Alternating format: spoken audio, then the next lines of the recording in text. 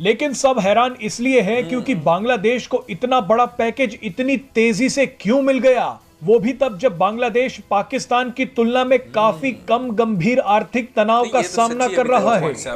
जितने बुरे हाल पाकिस्तान में हैं, उतने बुरे हाल बांग्लादेश में नहीं हैं। लेकिन फिर भी आईएमएफ ने पाकिस्तान को इंतजार करने के लिए कहा और बांग्लादेश को पैसा दे दिया। बांग्लादेश को पैसा मिलना पाकिस्तान के जख्मों पर नमक छिड़कने। अस्सलाम वालेकुम व्यूअर्स, मैं हूं एहसान खान, मैं हूं अली मुर्तजा और आप देख रहे हैं हमारा यूट्यूब चैनल एहसान रिएक्शन विद एहसान।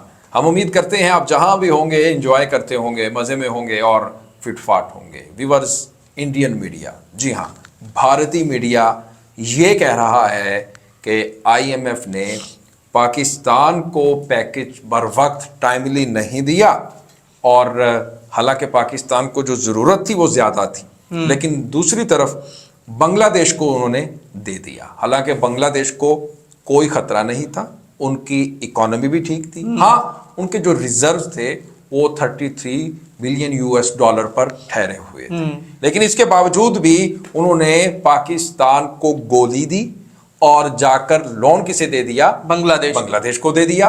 ये इंडियन मीडिया और किस तरह से बात कर रहा है, एक और भी उन्होंने एक शोशा छोड़ा है। कह रहे हैं कि भाई इसलिए भी नहीं दिया क्योंकि इंडिया जो है वो पाकिस्तान का दुश्मन भी है, इसलिए जो इंडिया की लॉबी है वो बड़ी सख्त है, वो दुनिया भर में उसके बड़े चर्चे हैं। इसलिए जो आईएमएफ ने बांग्लादेश को तो दे दिया, लेकिन पाकिस्तान को उसने पैकेज नहीं दिया और पता नहीं क्या ऊट पटांग मार रहे हैं। ये बात तो सुन के मुझे ऐसे लगा एक फॉरेन के जैसे इंडिया में आ गया आईएमएफ। इंडिया देखें, बांग्लादेश को मिला है लोन, ये उनकी स्ट्रेंथ है, उन्हें अच्छी उनकी कारकर्दगी, उनकी परफॉर्मेंस अच्छी है, उनकी इकोनॉमी अच्छी है, उनकी टेक्सटाइल इंडस्ट्रीज अच्छी हैं, उनकी हर चीज अच्छी है, इस वजह से उन्हें मिला।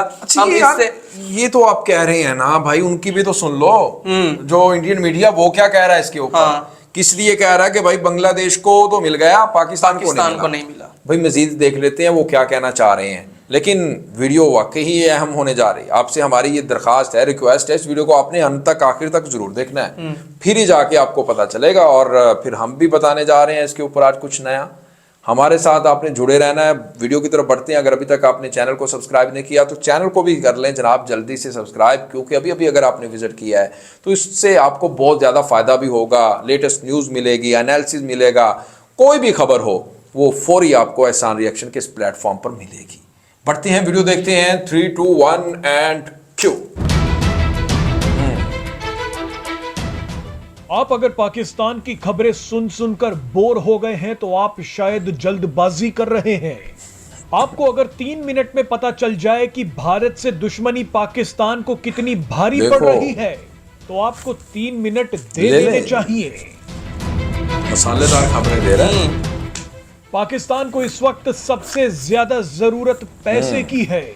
ये पैसा पाकिस्तान को आईएमएफ यानी इंटरनेशनल मॉनेटरी फंड ही दे सकता है, क्योंकि लगभग सभी देशों ने पाकिस्तान की मदद करने से हाथ खड़े कर दिए हैं।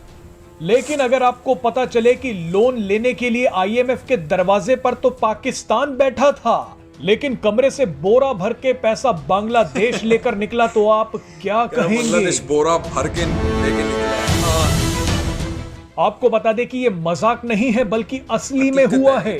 पाकिस्तान कई महीनों से आईएमएफ से $1 बिलियन का फंड चाहता था, लेकिन पाकिस्तान इंतजार करता रह गया और बांग्लादेश $4.7 बिलियन का पैकेज लेकर निकल गया।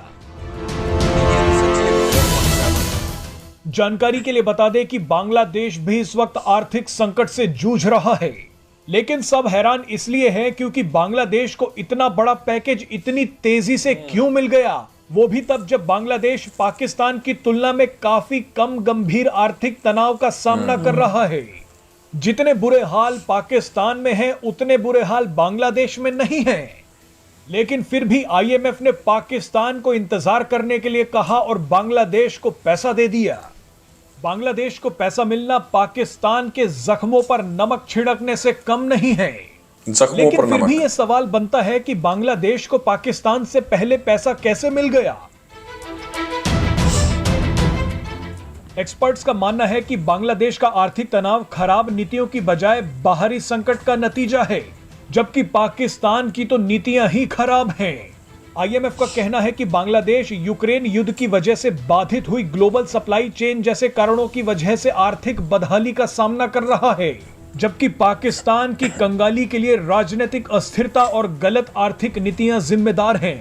वैसे आपको बता दें कि पाकिस्तान आईएमएफ से पैसा तो चाहता है, लेकिन आईएमएफ की शर्तें सुनकर पूरा पाकिस्तान घबरा गया है।